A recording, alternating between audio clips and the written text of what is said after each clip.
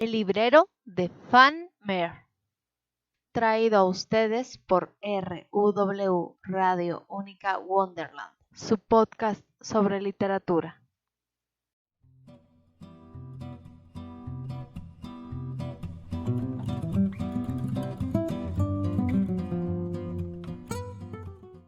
Cuando un niño crece.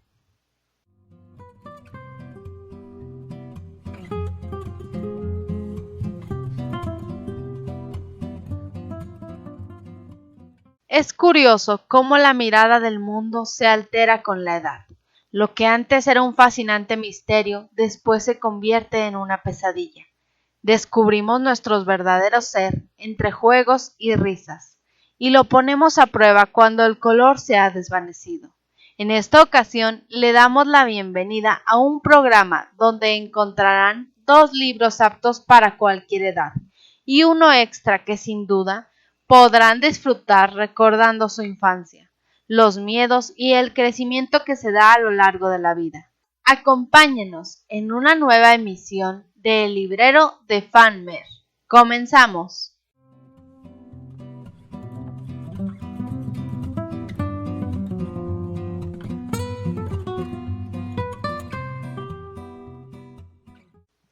Hola, soy Mary. Aquí las recomendaciones. La primera de ellas es El Club de los 7 Secretos, de Enid Blyton. Es su primera aventura y los 7 secretos ya están tras la pista de un misterio, como auténticos detectives. Todos se han disfrazado para seguir el rastro en la nieve, hasta una vieja casa donde se oyen gritos extraños. ¿Quién está encerrado allí contra su voluntad?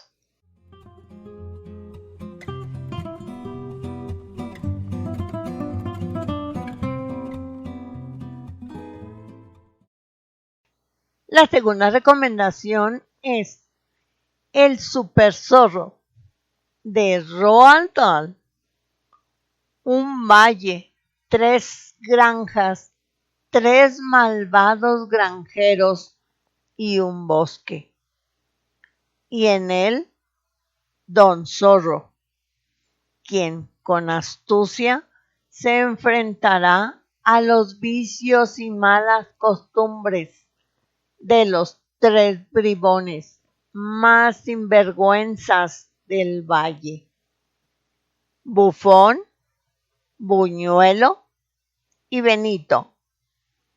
Don Zorro es un superhéroe valiente, bondadoso, inteligente y divertido.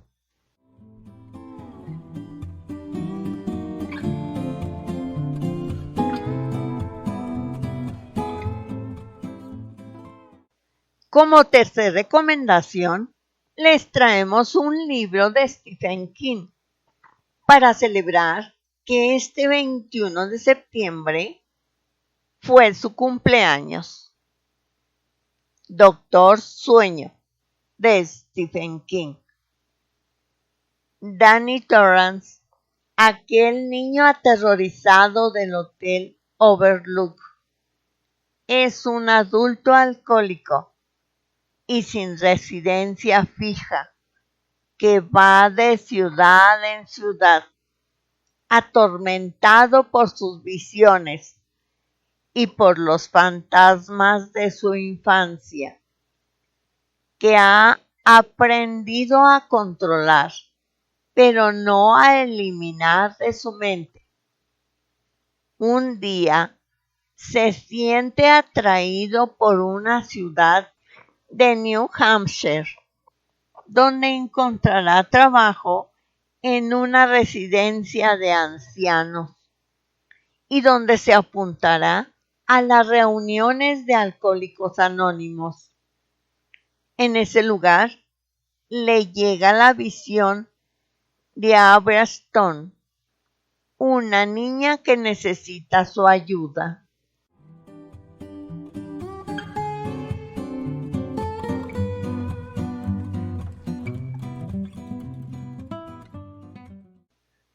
Continuamos la lectura del capítulo 14 del libro La Guerra de los Mundos.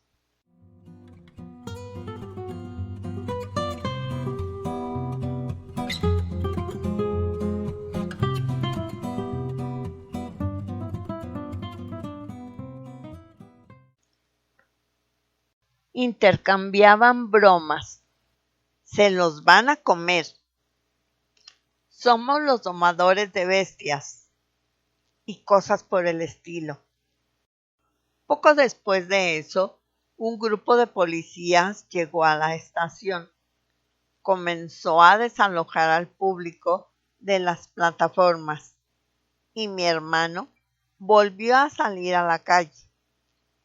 Las campanas de la iglesia llamaban a la misa vespertina y una brigada de chicas del Ejército de Salvación iba cantando a lo largo de Waterloo Road. Algunos vagos que estaban sobre el puente vieron una extraña espuma color café que venía flotando en la corriente en pedazos. El sol apenas se estaba poniendo y el reloj de la torre y el parlamento se erigían bajo uno de los cielos más tranquilos que se puede imaginar. Un cielo dorado, atravesado con franjas de nubes púrpuras. Alguien habló de un cuerpo flotando. Uno de los hombres que estaba ahí, un miembro de la reserva, dijo ser. Le dijo a mi hermano que había visto el heliógrafo centellando al oeste. En la calle de Wellington, mi hermano conoció una pareja de jóvenes robustos que acababan de salir de Fleet Street con los periódicos recién salidos de la imprenta y unas llamativas pancartas. Terrible catástrofe, gritaban el uno al otro por toda la calle de Wellington. Combate en Weybridge. Descripción completa de los hechos. Repliegue de los marcianos. Londres en peligro. Tuvo que pagar 3 centavos por una copia de aquel periódico.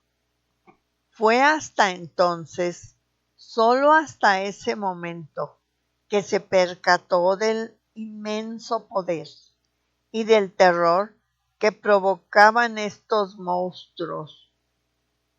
Supo que no se trataba de un simple puñado de criaturas rastreras, sino que eran seres inteligentes, controlando enormes cuerpos mecánicos que podían moverse con rapidez y golpear con tal poder que incluso las armas más poderosas no podían hacerles frente. Los describían como enormes máquinas parecidas a una araña de unos 30 metros de altura, capaces de alcanzar la velocidad de un tren de alta velocidad y de disparar una luz de calor intenso. Batallones en camuflaje, equipados y principalmente con morteros, se habían colocado en el campo, cerca de Horsell Common, y especialmente entre el distrito de Woking y Londres. Se habían visto 5 de las máquinas que se movían hacia el Támesis, y una de ellas, en un golpe de suerte, fue destruida.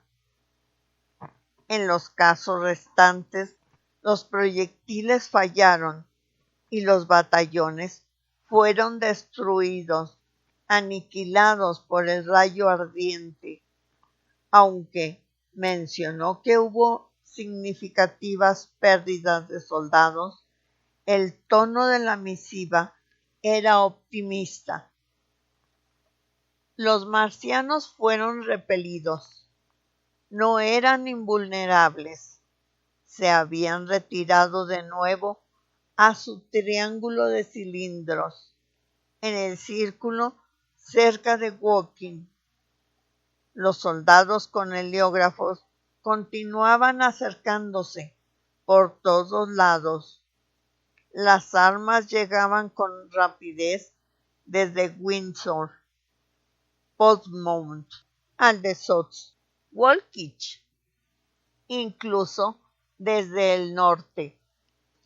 Llegaban, entre otros, grandes buques armados de hasta 95 toneladas de peso desde Woolwich.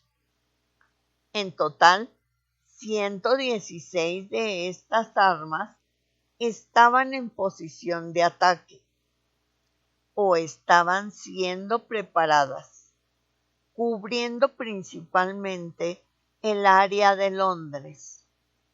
Nunca antes en Inglaterra había habido una concentración de equipo militar tan vasta o rápida.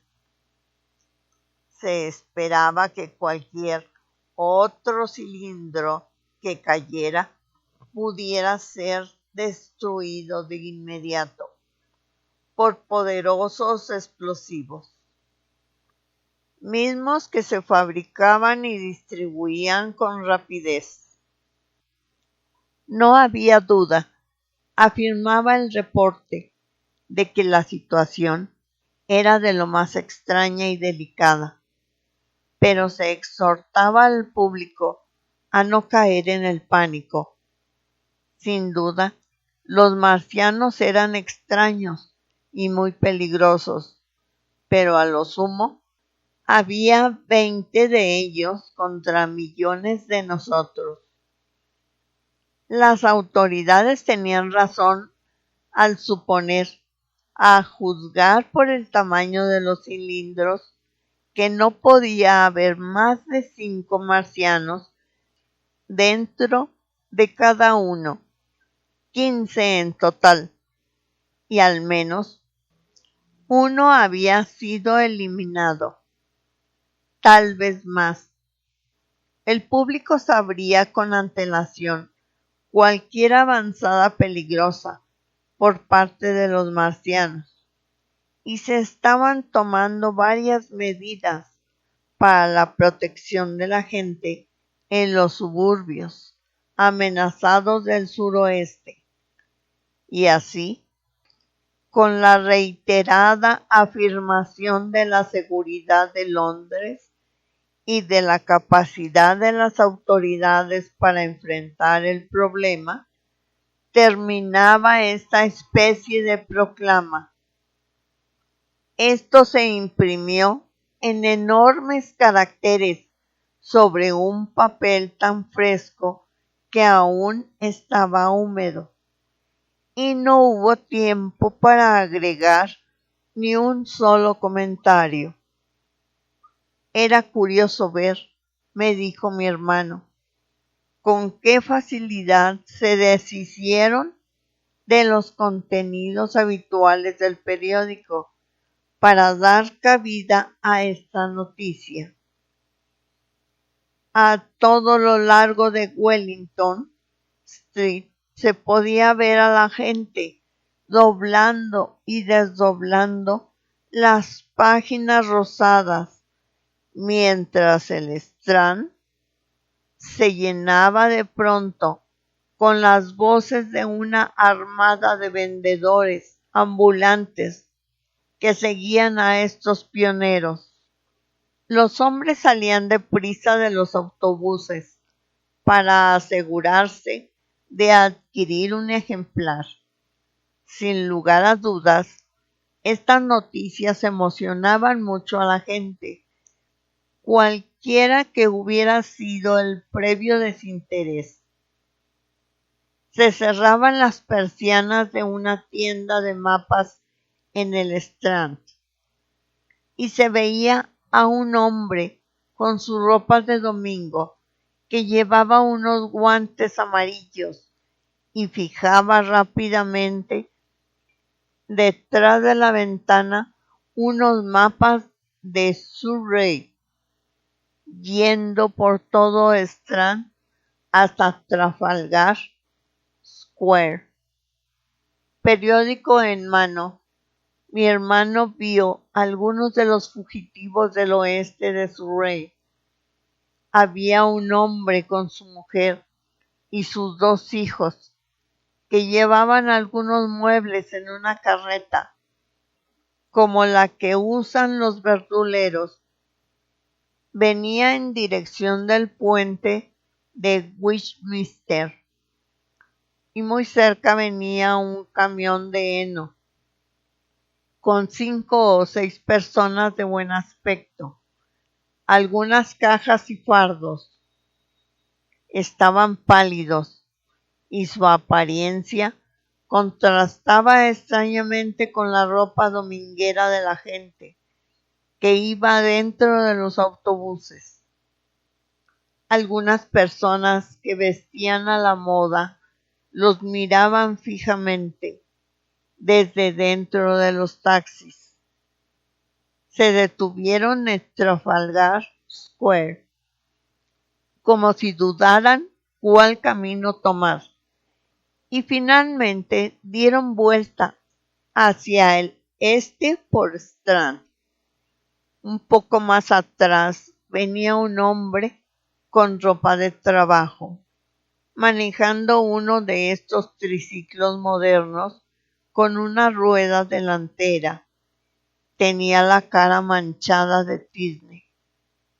Mi hermano volteó hacia Victoria y se encontró con un grupo de refugiados. Tenía la sensación de que tal vez me encontraría. Advirtió un inusual número de policías dirigiendo el tráfico. Algunos de los refugiados intercambiaban noticias con la gente de los autobuses. Uno de ellos juraba haber visto un marciano.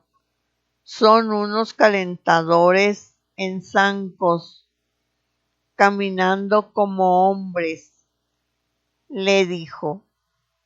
A la mayoría les emocionaba esta descripción de tan extraña apariencia. Más allá de Victoria, los bares estaban haciendo muy buen negocio con la llegada de tanta gente. Por toda la calle había grupos de personas que leían los periódicos. Hablaban apasionadamente en las esquinas o miraban con extrañeza a estos infrecuentes visitantes dominicales. Parecían ir en aumento conforme avanzaba la noche, hasta que al final las carreteras, dijo mi hermano, estaban como Epsom High Street en un día de derby. Mi hermano habló con algunos de estos fugitivos, pero obtuvo respuestas poco satisfactorias.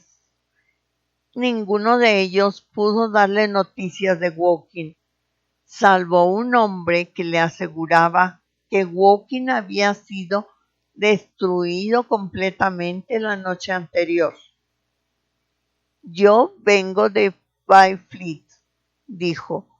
Un hombre en bicicleta vino a mi casa muy temprano e iba de puerta en puerta, diciéndonos que debíamos salir de la ciudad. Después llegaron los soldados. Salimos a ver y había nubes de humo en el sur. Nada salvo humo y ni un alma se veía por ese camino. Más tarde escuchamos los disparos en Chelsea y vimos algunos tipos que venían de Weybridge, así que cerré mi casa con llave y vine para acá. En ese entonces había una fuerte sensación en las calles de que debía culparse a las autoridades por su incapacidad para expulsar a los invasores y por todas estas incomodidades que les habían hecho pasar. Cerca de las 8, el ruido de una fuerte balacera se distinguía por todo el sur de Londres. Mi hermano no podía escucharla debido al tráfico en las principales vías públicas, pero al caminar por las calles más tranquilas hacia el río, pudo distinguir el ruido claramente.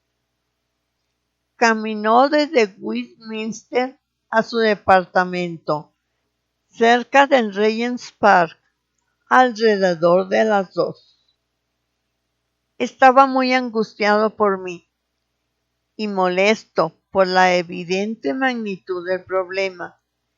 Su mente se inclinaba a ocuparse, como la mía el sábado anterior, de cuestiones militares. Pensó en todas aquellas armas silenciosas a la expectativa, en el ahora nómada campo. Trató de imaginar esos calentadores sobre zancos de 30 metros de altura. Había 1 o 2 coches repletos de refugiados pasando por Oxford Street y algunos por Marylebone Road, pero la noticia se propagaba con tal lentitud que Regent Street y Portland Place estaban llenos de los visitantes usuales de los sábados por la noche. Hablaban en grupos y a lo largo de la orilla del Regent's Park había tantas parejas silenciosas paseando, juntas debajo de las lámparas de gas, desperdigadas como siempre. La noche estaba cálida y casi sin viento, un poco opresiva. El sonido de las armas continuaba intermitentemente y después de la medianoche parecía haber una cortina de relámpagos al sur. Leía y releía el periódico, temiendo que me hubiera pasado lo peor. Estaba inquieto y después de la cena salió a dar una vuelta sin rumbo fijo. Regresó e intentó en vano concentrarse en las notas de su investigación. Se fue a la cama poco después de la medianoche y despertó de sus sueños tenebrosos en las primeras horas del lunes, debido a que la gente tocaba las puertas. Se escuchaba el correr de personas en las calles, tamborazos lejanos y un clamor de campanas. Luces rojas bailaban en el techo. Por un momento se quedó recostado, asombrado, imaginando que el día del juicio final había llegado, o que todo el mundo se había vuelto loco. Después saltó de la cama y corrió a la ventana. Su cuarto era un ático. Al asomarse, vio que en toda la calle se repetía el mismo ruido que había hecho él al abrir la ventana. Apareció cualquier cantidad de cabezas asomadas en la confusión de la noche. Hacían todo tipo de preguntas. ¡Ya vienen!, gritaba un policía tocando la puerta. ¡Ya vienen los marcianos!, repetía y corría a la siguiente puerta. El sonido de los tambores y las trompetas venía de Albany Street Barracks, y cada iglesia al alcance del oído se esforzaba por ahuyentar el sueño con unas fuertes campanadas. Se escuchaba el ruido de puertas que se abrían, y ventana tras ventana las casas cambiaban de la total oscuridad a un resplandor amarillo. Un coche cerrado con capota venía galopando por la calle. Hacía un ruido estrepitoso a la altura de la esquina. Alcanzó el clímax del escándalo bajo la ventana, y el sonido se murió lentamente en la distancia. Cerca de ahí llegaron un par de taxis, los precursores de una larga procesión de vehículos que iban a toda prisa, yendo la mayor parte de ellos a la estación de Chalk Farm, donde los trenes especiales del noroeste eran equipados. En lugar de bajar por la pendiente hacia Euston, por un buen rato mi hermano se quedó mirando por la ventana en total asombro. Veía a los policías tocando puerta tras puerta, comunicando su incomprensible mensaje. Más tarde, la puerta detrás de él se abrió. El hombre frente al rellano entró, vestido apenas con una camisa, calzones y sandalias. Sus brazos caían al lado de la cintura y su cabello estaba despeinado por la almohada. ¿Qué carajos es esto?, preguntó. ¿Es un incendio? ¡Pero qué escándalo!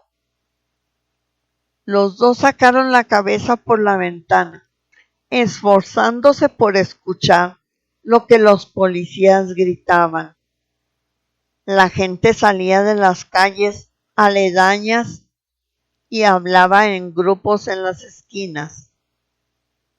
¿De qué carajo se trata todo esto?, dijo el vecino de mi hermano. Él le respondió vagamente y comenzó a vestirse, poniéndose cada prenda cerca de la ventana para no perderse nada de la creciente agitación. En algún momento aparecieron los vendedores de periódicos a una hora extrañamente temprana, recorriendo las calles y gritando: Londres en peligro de ser destruida. Las defensas de Kingston y Richmond son traspasadas. Se teme una serie de terribles masacres en el valle del Támesis. Y todo cerca de él, en los cuartos de abajo, en las casas de al lado y de enfrente de la calle, y detrás de las terrazas que dan al parque, en los otros cientos de calles de esa parte de Marylebone y del distrito de Westbourne Park y St. Pancras, y también al oeste y norte de Kilburn y St. John's Wood y Hampstead, así como al este en Shoreditch, Highbury, Harleston y Hoxton. De hecho, a todo lo largo de Londres, desde Ealing hasta Eastham. La gente se frotaba los ojos y abría las ventanas para preguntar cosas sin sentido, vistiéndose deprisa, mientras el primer aliento de la futura tormenta de miedo recorría las calles. Fue el amanecer del gran pánico. Londres, que se había ido a la cama en la noche del domingo, inconsciente y en calma, era despertada a primera hora del lunes con una profunda sensación de miedo, sin poder enterarse de lo que pasaba desde su ventana. Mi hermano bajó y salió a la calle justo cuando el cielo se veía más rosado con el amanecer entre las casas. La gente que huía, tanto a pie como en sus vehículos, se hacía más numerosa a cada momento. Humo negro. Escuchó que la gente gritaba. ¡Humo negro! El contagio de tanto miedo era inevitable. Mientras mi hermano dudaba bajo el umbral de la puerta, vio que se le acercaba otro vendedor de periódicos y tomó uno en el acto. El hombre estaba escapando con el resto de las personas y vendía sus periódicos por un chelín mientras corría.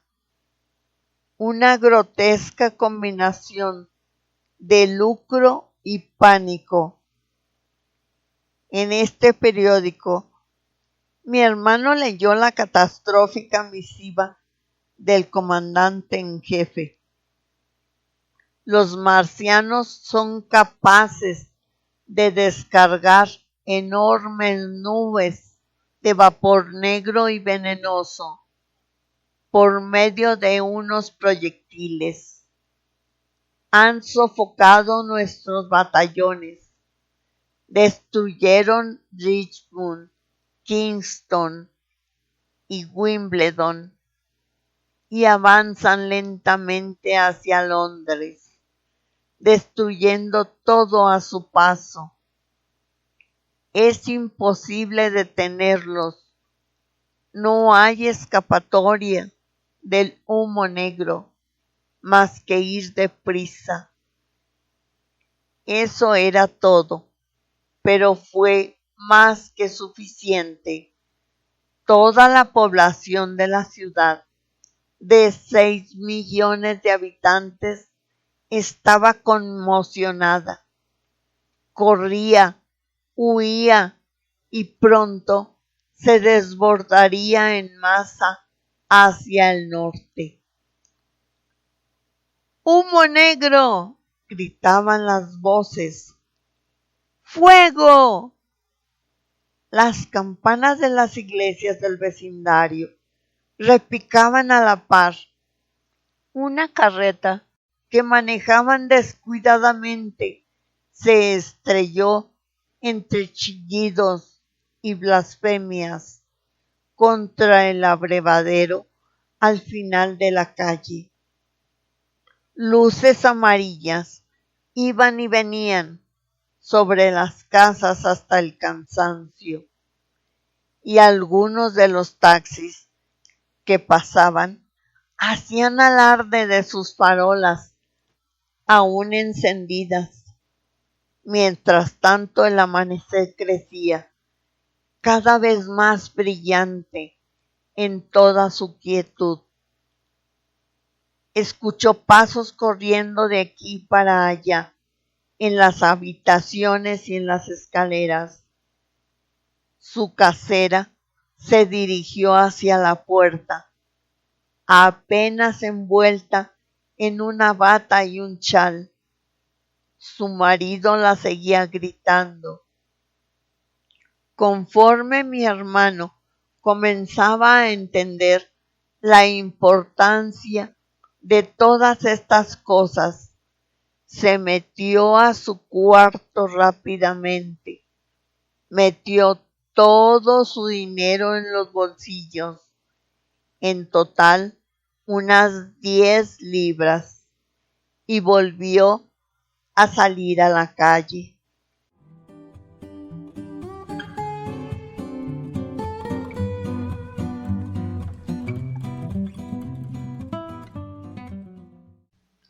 Concluimos este capítulo. Hasta la próxima, amigos.